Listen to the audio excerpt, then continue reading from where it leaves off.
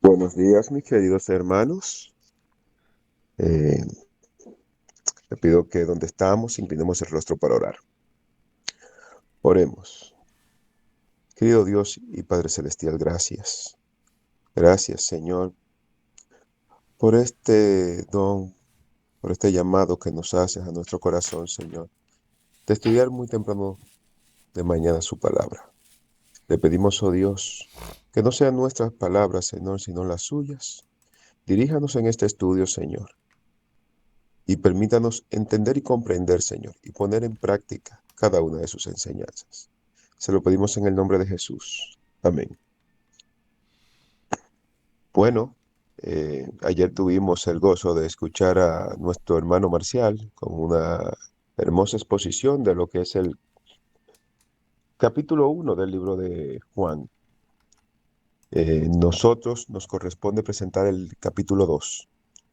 Y al igual que como él dijo de lo maravilloso estudio que es, puedo decir que el libro de Juan, este evangelio, es más simbólico y profundamente espiritual, que presenta a Cristo como Hijo de Dios y el Cordero que quita el pecado del mundo. Yo le añadiría que el esposo, que ese esposo del que habla Apocalipsis 19, que vendrá de nuevo con gran poder y gloria. Este relato es el único que tenemos sobre dicho hecho, las bodas de Caná, ya que los demás evangelios, los escritores de los evangelios sinópticos, nada nos cuentan sobre el mismo. Al parecer, Jesús y su familia fueron invitados a dicha fiesta de casamiento. Todo parece indicar que Jesús asiste a la misma con sus primeros 6 discípulos. Cabe resaltar que los primeros eran solo 6 discípulos que le acompañaban. Los primeros 4 discípulos, Andrés, Juan, Pedro y Santiago, luego Felipe y Natanael, que conocen a Jesús y comienzan a seguirlo. Aquí el escritor nos presenta dos estilos de narración. En este capítulo nos encontramos con el escrito bíblico utilizando métodos de narración que siguen la cronología de los eventos, pero en determinados momentos presciende de ellos, de dicha cronología, para acomodar los eventos de modo temático y según un objetivo determinado por él mismo. Es así que en la primera parte de este capítulo 2 nos encontramos con el relato de las bodas de Caná, un evento que sigue cronológicamente al llamamiento de Jesús a sus primeros discípulos y que nos los presenta a nosotros como ese esposo al que estábamos esperando. Nos dice el capítulo 1, el versículo 1 de San Juan 2. Al tercer día se hicieron unas bodas en Caná de Galilea, y estaba allí la madre de Jesús. Y fueron también invitados a las bodas Jesús y sus discípulos. Y faltando el vino, la madre de Jesús le dijo: no tienen vino. Jesús le dijo: ¿qué tienes conmigo, mujer? Aún no ha venido mi hora. Su madre dijo a los que servían: haced todo lo que él os dijere. Y estaban allí 6 tinajas de piedra para agua, conforme al rito de la purificación de los judíos, en cada una de las cuales cabían 2 o 3 cántaros. Jesús les dijo: llenad estas tinajas de agua. Y las llenaron hasta arriba. Entonces les dijo: sacad ahora y llevadlo al maestresala. Y se lo llevaron. Cuando el maestresalas probó el agua hecha vino, sin saber él de dónde era, aunque lo sabían los sirvientes que habían sacado el agua, llamó al esposo y le dijo: todo hombre sirve primero el buen vino, y cuando ya ha bebido mucho, entonces el inferior. Mas tú has reservado el buen vino hasta ahora. Este principio de señales hizo Jesús en Caná de Galilea y manifestó su gloria, y sus discípulos creyeron en él. Jesús asistió a unas bodas y demuestra la importancia que para él tiene el matrimonio entre un hombre y una mujer. Se puede relacionar con la primera pareja en el Edén y como él aparta el sábado para estar con la pareja humana.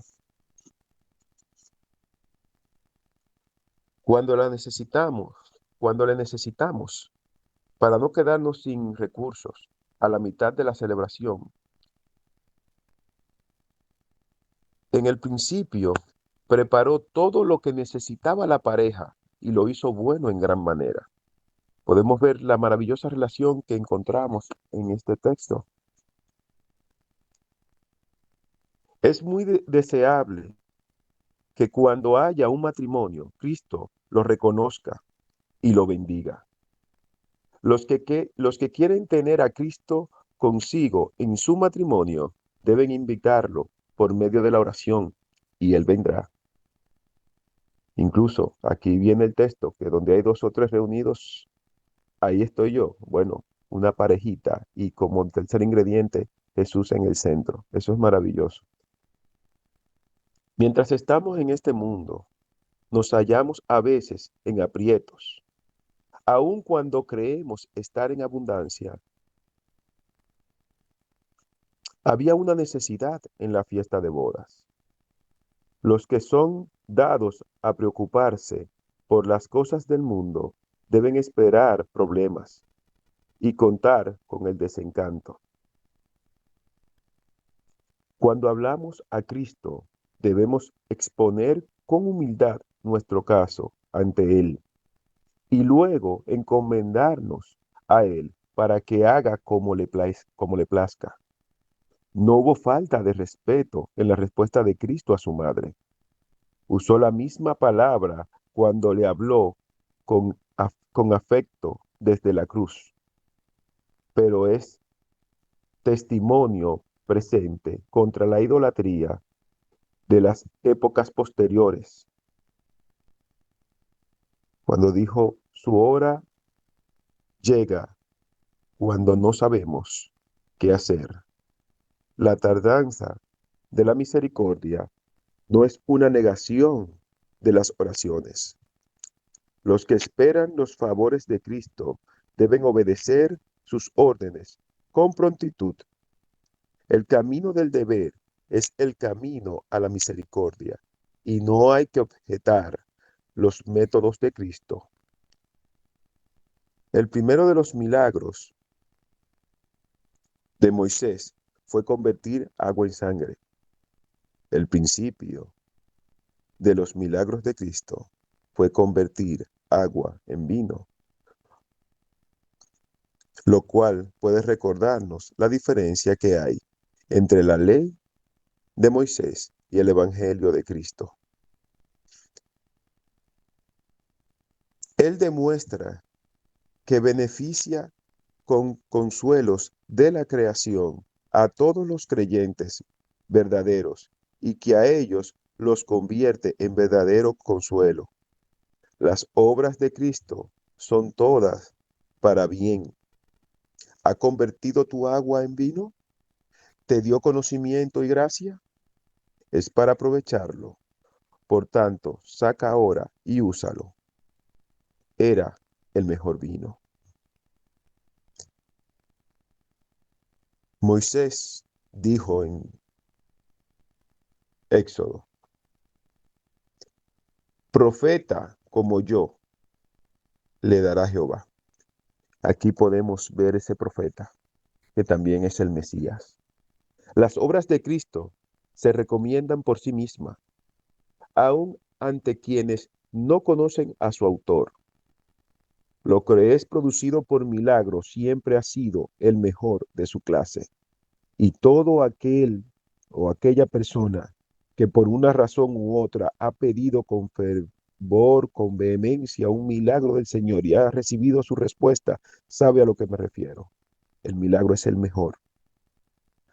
Aunque con esto Cristo permite el uso correcto del vino, no anula en lo más mínimo su advertencia de que nuestros corazones en ningún momento se carguen con glotonerías ni embriaguez. Aunque no tenemos que ser melindrosos para festejar con nuestras amistades, con nuestro ministerio, en ocasiones apropiadas.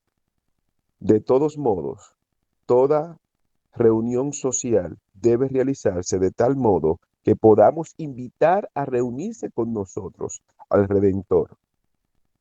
Si ahora estuviera en la tierra, toda liviandad, lujuria y exceso lo ofenden. ¿Cómo vamos nosotros a ofender a quien con tanto amor nos libró, nos salvó y nos invitó a sus bodas? Las bodas de Canaán simbolizan la alianza de amor entre Cristo el esposo y la iglesia, su amada esposa. Esta unión de Cristo y la iglesia desarrolla el simbolismo matrimonial de la alianza de Dios por su pueblo escogido que encontramos en el Antiguo Testamento. Primer milagro, contado por los evangelistas, tiene su significado propio. En Juan nos enseña que Jesús es verdaderamente el Mesías y enviado de Dios, y que no debemos esperar a ningún otro Salvador. ¿Qué significa el milagro de convertir el agua en vino? La señal de Jesús de convertir el agua en vino alude a la purificación divina de Israel. El agua transformada proviene de 6 vasijas de piedra, que para los judíos significaba la purificación, cada una de las cuales tiene 2 o 3 cántaros. Juan 2, versículo 6. Jesús les dijo que llenaran 6 tinajas de piedra con agua. A cada una de las tinajas le cabían, trayéndolo a litros, entre 68 y 102 litros. Entonces, convirtió el agua en vino. Les dijo a los sirvientes que tomaran el vino de las tinajas y que se lo sirvieran al encargado del festejo. Y algo muy interesante es esa actitud de los sirvientes. Con los escépticos que solemos ser nosotros, los seres humanos, vaya orden esta. Ellos mismos que echaron el agua en estas tinajas, les dice el Señor, vayan y sírvanle al maestresala.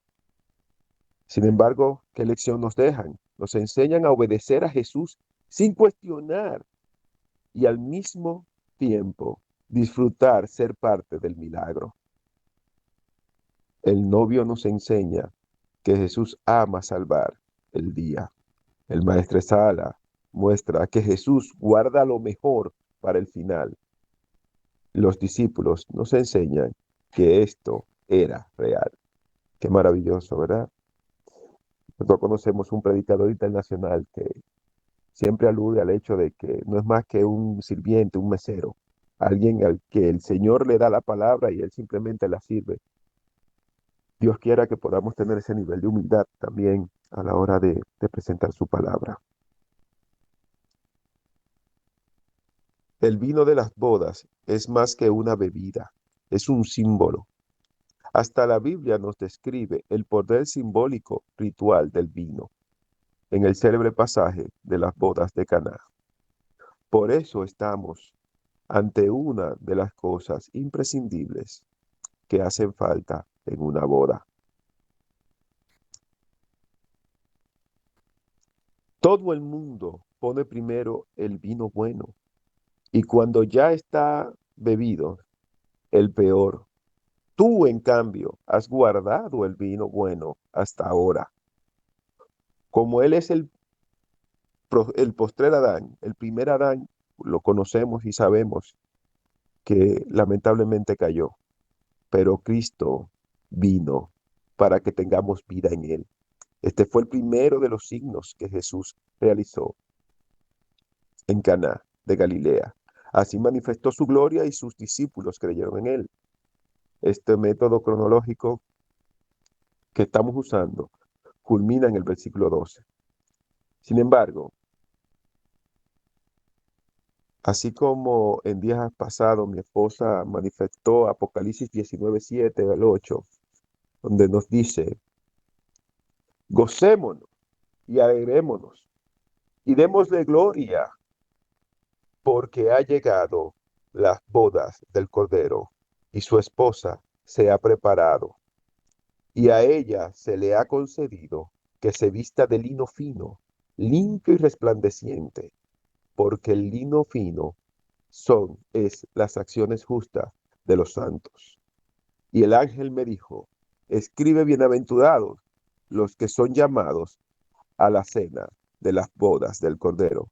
Y me dijo, estas palabras son fieles y verdaderas. Qué glorioso es ser invitados a estas bodas.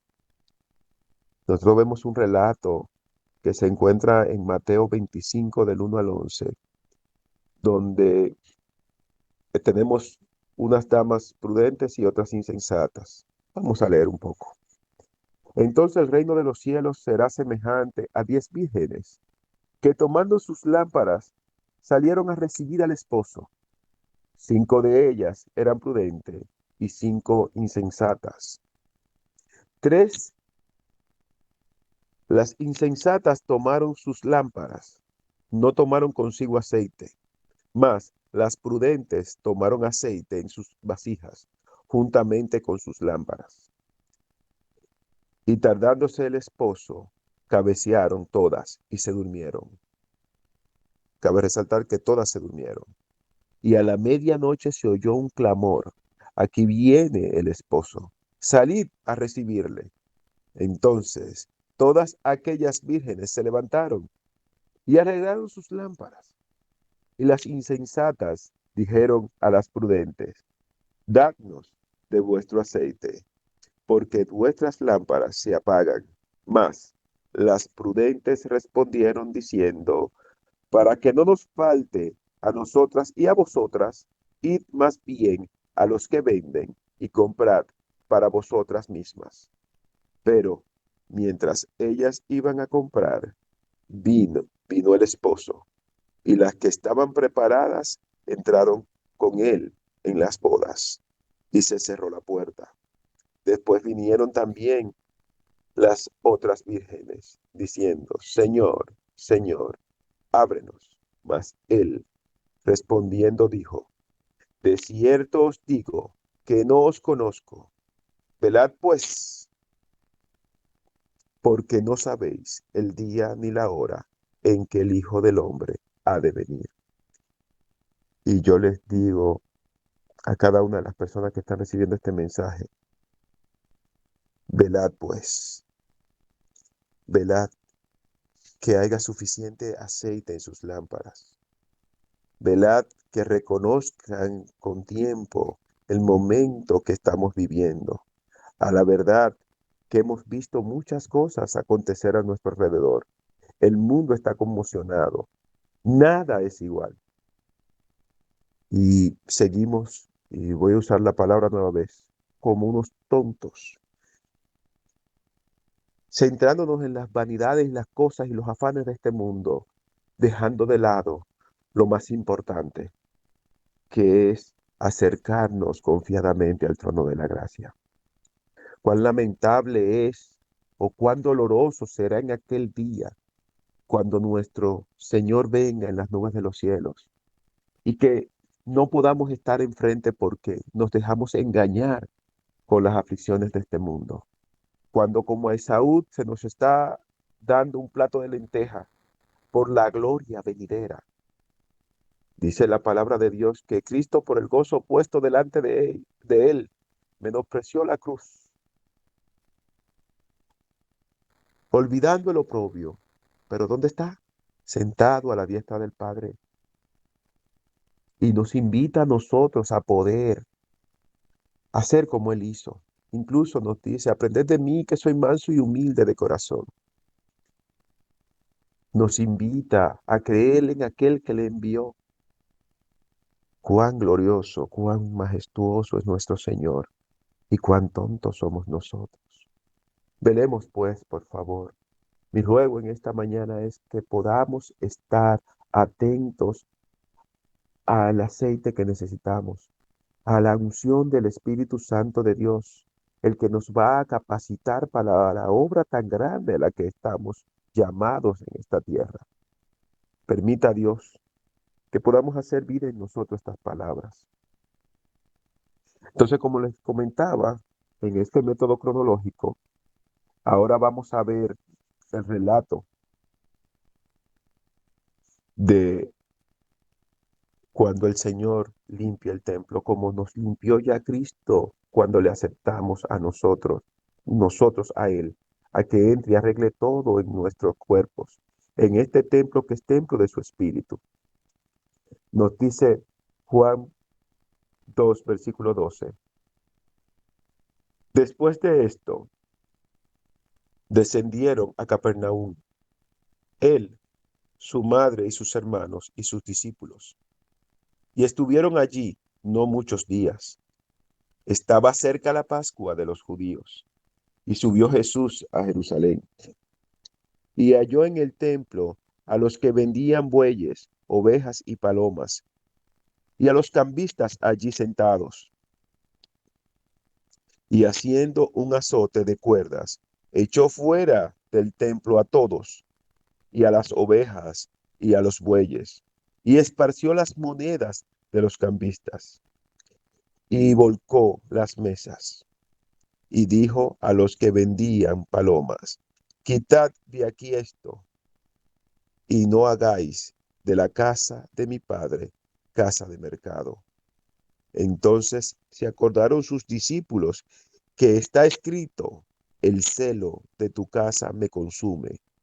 Y los judíos respondieron y le dijeron, ¿qué señal nos muestras ya que haces esto? Respondiendo Jesús, y les dijo, destruid este templo, y en 3 días lo levantaré. Dijeron luego los judíos, en 46 años fue edificado este templo, y tú en 3 días lo levantarás. Mas él hablaba del templo de su cuerpo. Por tanto, cuando resucitó de entre los muertos, sus discípulos se acordaron que había dicho esto y creyeron en la escritura y la palabra que Jesús había dicho. Estando en Jerusalén en la fiesta de la Pascua, muchos creyeron en su nombre, viendo las señales que hacía. Pero Jesús mismo no se fiaba de ellos, porque conocía a todos y no tenía necesidad de que nadie le diese testimonio del hombre, pues él sabía lo que había en el hombre. Él sabía lo que había en el hombre, él sabe lo que hay en nosotros. Por eso no dejó a la ligera nuestra salvación.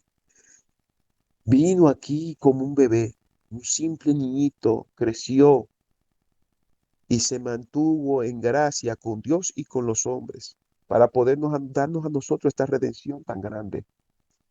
Tenemos todas las evidencias, la Biblia entera, desde Génesis hasta Apocalipsis, nos presenta todas sus evidencias, nos presenta a Cristo. Sin embargo, hay tantas personas que todavía tambalean. ¿Y por qué tambalean? Le dice un cineasta de Hollywood a un predicador, "Eh, ¿por qué ustedes en el cine tienen las salas llenas?" Responde el predicador, el cineasta. Es sencillo. Ustedes en las iglesias y en sus vidas presentan la verdad como una mentira, mas nosotros presentamos la mentira como una verdad. Señores, aprendamos a vivir conforme a la palabra de Dios. No es fácil. Muchas veces creemos que hacerlo nos hace tontos, pero no es así. Realmente no hay grandeza más grande que vivir a la altura de este llamamiento. El Señor no tiene necesidad de que tú hagas nada. Él está dispuesto a venir a ti, a entrar a ti y poner en ti todo lo que necesitas para conseguir la salvación. Cuando a mí me preguntan lo que Dios ha hecho en mi vida, me gusta usar un relato que escuché de otro predicador, que se refiere a un vehículo, donde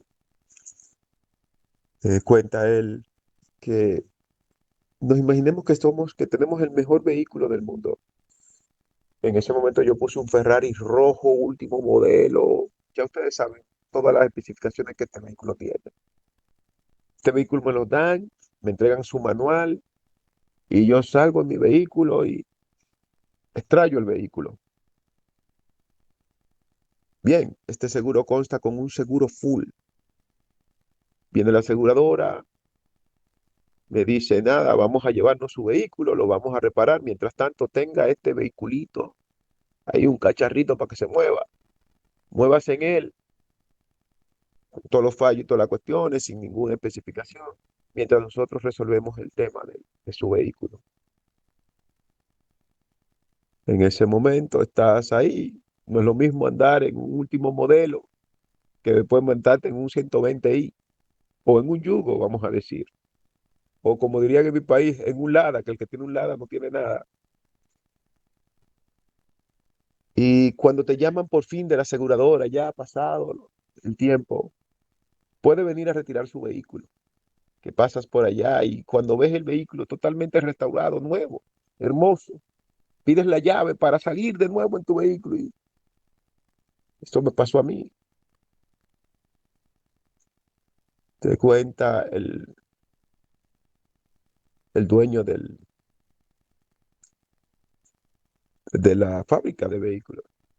Mire, cuando nosotros le dimos este seguro, mire, hay una cláusula ahí abajo que dice que una vez usted desbarata el vehículo, tiene su seguro full y todo, pero usted lo hizo porque no leyó su manual. En ese manual tiene todas las cláusulas y todas las pautas para que ese vehículo no sufra ni siquiera un accidente. Pero al usted no leerla, mire lo que pasó. Entonces allí hay otra cláusula que dice que en este momento usted ahora va a sentirse como todo un presidente. Se sentará al lado, va a disfrutar del viaje mientras yo, el Espíritu Santo, tome el control del vehículo. Cuán maravilloso es esto. Porque le puedo decir que en mi vida no ha habido más gloria que cada uno de esos momentos cuando en humildad le digo, Señor, no puedo conducir, conduce tú. Y ahora como Él conduce mi vida, yo solo puedo ver gloria y gloria y gloria, como dice su palabra. Es mucho lo que tenemos que dejar que el Espíritu Santo cambie en nosotros. Permitámosle hacer lo que tiene que hacer. La primera obra pública en que hallamos a Cristo es expulsar del templo a los cambistas, que los codiciosos sacerdotes y dirigentes apoyaban para que convirtieran en un mercado sus atrios. Los que ahora hacen de la casa de Dios un mercado son los que tienen sus mentes llenas con el interés por los negocios de este mundo. Cuando asisten a los ejercicios religiosos o, a, o los que desempeñan oficios divinos por amor a una ganancia. Habiendo purificado el templo, Cristo dio una señal a los que le pidieron que probara su autoridad para actuar. Anuncia su muerte por la maldad de los judíos. Destruid este templo. Yo os permitiré destruirlo. Anuncia su resurrección por su propio poder. En 3 días lo levantaré. Cristo volvió a la vida por su poder. Los hombres se equivocan cuando entienden literalmente cuando las Escrituras hablan figuradamente. Cuando Jesús resucitó de entre los muertos, sus discípulos recordaron que había dicho esto. Mucho ayuda a nuestro entendimiento de la palabra divina que observemos el cumplimiento de las Escrituras.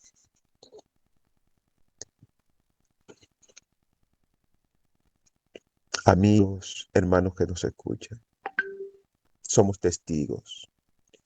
Es inequívoco, indudable que Cristo vino a esta tierra, que Cristo fue levantado. Él dijo, y yo si fuere levantado a todos, atraeré a mí mismo. Olvídese de todas las mentiras y todas las cosas que andan por ahí. Usted, amigo que no escucha, el tiempo es antes y después de Cristo. No hay forma de negar que Cristo es ese Cordero, que Cristo es Dios con nosotros, que Cristo es Emmanuel. Les invito a confiar plenamente en aquel enviado de Dios y en su Padre, y a permitirle al Espíritu Santo dirigir sus vidas en esta tierra. Verán horas y días de gozo, de gloria, no sé a lo que el hombre le llama felicidad, pero cuando veo mi familia unida, cuando veo mis hijos, cuando vamos juntos a la iglesia, cuando mis hijos me dicen, papi, tenemos que prepararnos porque tenemos compromisos en la casa de Dios. Señores, no hay gozo más grande que esto. No hay nada en esta tierra que le pueda usted sentir más orgulloso. Creamos, todo está. No hay nada que usted pueda negar que Cristo, el Señor, estuvo aquí con nosotros. Acérquese confiadamente. Hay un lugar en la mesa que espera por usted. Pronto se cerrará el arca de salvación. Hay una iglesia, hay un grupo de amigos, de hermanos. Hay muchos ministerios. Puedo mencionar el Ministerio en Fe, nuestro ministerio, La Voz del Consolador, entre otros tantos. Programas como este que encontrará en las redes sociales que le ayudan y le invitan a un estudio y a un contacto directo con Dios. Hemos aprendido un método de predicación y de estudio bíblico gramático descriptivo. Es solo la Biblia. Venga confiadamente. Inclinemos el rostro para orar. Buen Dios y Padre, gracias por su palabra. Gracias por darnos a Jesús, Señor. Gracias por las evidencias bíblicas. Gracias por los discípulos. Gracias por su Santo Espíritu, Señor. Sabemos que si usted está tocando es porque está afuera. Les invitamos a entrar en este momento, Señor, y que pueda cambiar nuestro lamento en gozo, Señor. Oh Dios, solo con usted, como dijo Pedro, tenemos palabra de vida eterna. Llénenos, pues, tómenos como enteramente suyos, Señor, y llévenos con usted a la patria celestial, a esas mansiones que ha ido a preparar para nosotros. Oh Dios, gracias. Gracias, Señor. Gracias por este día. Diríjanos en él, Señor. Que no seamos nosotros, sino usted. Que cada persona que nos pueda ver no vea, no nos vea a nosotros, sino como cuando Moisés descendió del monte, lo veían brillar porque su gloria le acompañaba. Llénenos de usted y de su presencia, Señor. Diríjanos, se lo pedimos en el nombre y por los méritos del único nombre de aquel, de Cristo Jesús, Señor nuestro. Amén, amén y amén. Bendiciones, mis hermanos.